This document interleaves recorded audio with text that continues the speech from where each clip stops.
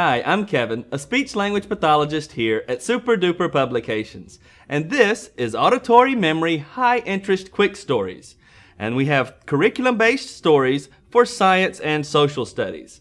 And this is designed for children ages 6 and up. The first thing we'll do is we'll take the CD out of the case and place it into the computer.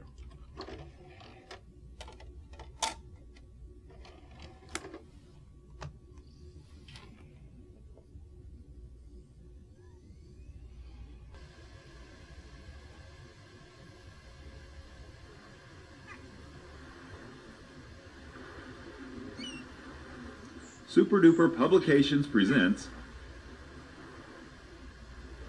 Auditory Memory High-Interest Quick Stories. Now this program has 30 narrated stories with 6 full-color scenes. After each of the scenes, we have 6 follow-up questions pertaining to that story. You can have an unlimited number of users. We're going to have 4 levels of difficulty per story, and we're going to keep track of our students' progress, and we also have the reproducible stories and pictures in our workbook here. So to get started, once the introduction has been completed, we have add student and play the game. And to do this, we simply type a student's name in,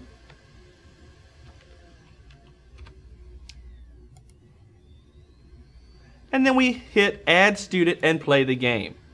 This will take us to our settings page.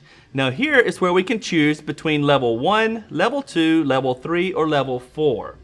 With level 1, this is where the program will default to. This is going to have 1 question after each page. Remember, we have 6 pages, so it's going to read the page and then ask a follow-up question immediately after that page has been read. Level 2, we will have 3 questions after 3 pages have been read. Level 4, we will have all 6 questions, but we will have all 6 pages of the story read before we answer any questions. And then level 4 will be after all of the pages have been read, then we will answer the 6 questions. And we're going to answer the 6 questions with sound only. There will be no pictures or visual cues for that task. So you can see between levels 1 and level 4 just how that level of difficulty increases. For this instance, we're going to leave it at level 1. We also have the option to replay the pages once before the student answers. And then also number 3, we can have no replay of the story and we'll go on to the next question when a student misses that question. Or we can replay the story page that the student missed, or even replay one story page. The extension activities, that's going to be for teachers will ask the questions so that it's not presented through the computer, and then the story the student will retell the story, and we can use this for that auditory comprehension task and that auditory memory of where we're not focused on the actual questions. We're just going to focus on, did the student listen to the story, comprehend those details, and then provide those back to us in the form of the story retell task. Once we have our settings set, in the bottom right, we'll hit play game and we're ready to begin.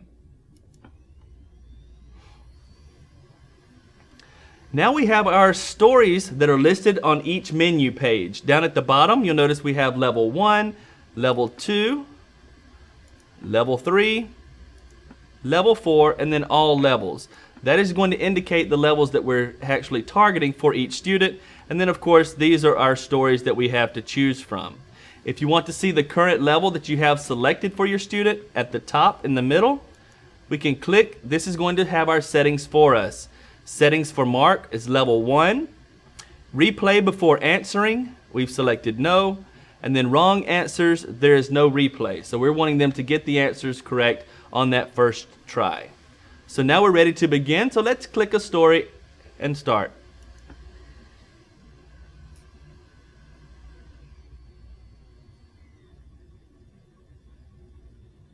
Amazing Brain. The human brain is a complex organ that allows us to think, move, see, hear, taste, and smell. It controls our body using signals and stores information in our memory. True or false?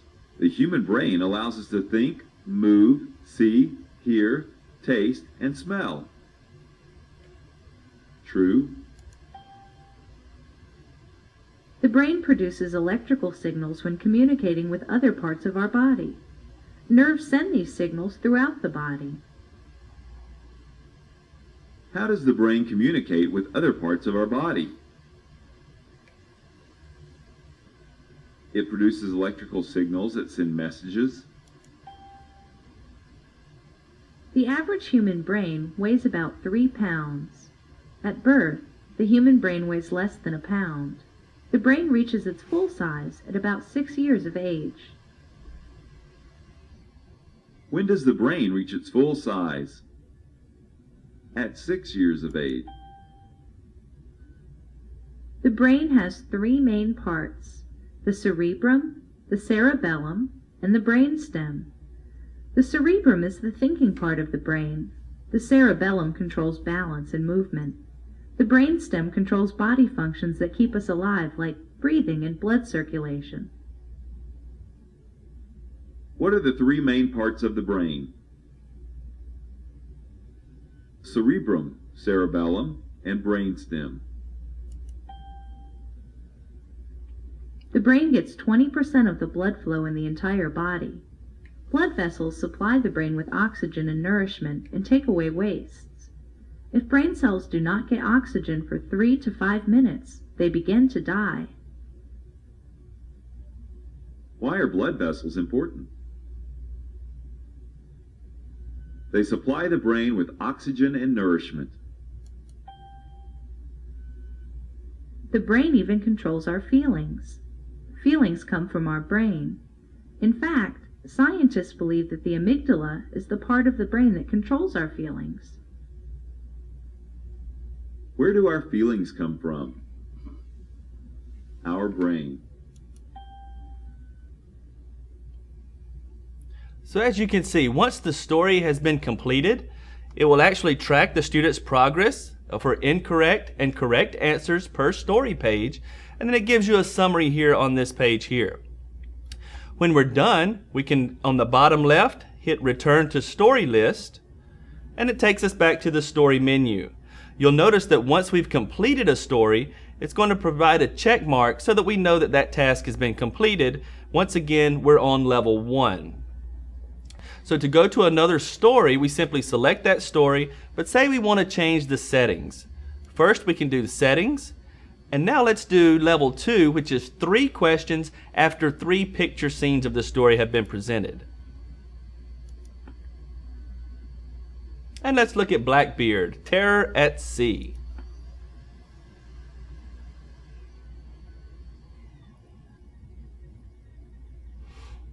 Blackbeard, Terror at Sea. It was a time of fear that lasted 2 long years. Blackbeard and his crew of pirates terrorized sailors in the Atlantic Ocean and Caribbean Sea from 1716 through 1718. Blackbeard and his pirates had a specific way of attacking ships. First, they would raise the other country's flag on their own pirate ship so that they appeared to be friendly. This helped the pirates get close to the unsuspecting ship. At the last minute, the pirates would hoist Blackbeard's flag. Blackbeard's flag showed a skeleton with horns holding an hourglass in one hand and a spear in the other. Who with this crew of pirates terrorized the sea with attacks? Blackbeard? How did the pirates get a ship close to theirs? They raised the country's flag to make them appear friendly. What did Blackbeard's flag look like? It showed a skeleton with horns holding an hourglass and spear. The pirates would warn the ship. If the ship didn't surrender, the pirates moved in. Often, the first target was the sailor at the ship's wheel. Once the attacked ship had no one at the ship's wheel, the ship would drift until the pirates captured it with hooks and pulled it closer. Then the pirates would leap aboard the captured ship. They took passengers and crew hostage and searched the ship for coins, gold, silver, and jewelry. No ship was safe from Blackbeard. Terror at sea. True or false? The first person attacked by the pirates was the captain. False. How did the pirates pull in a drifting ship? They used hooks and pulled it closer. What did the pirates do once on board a ship? They took passengers and crew hostage and looked for treasure.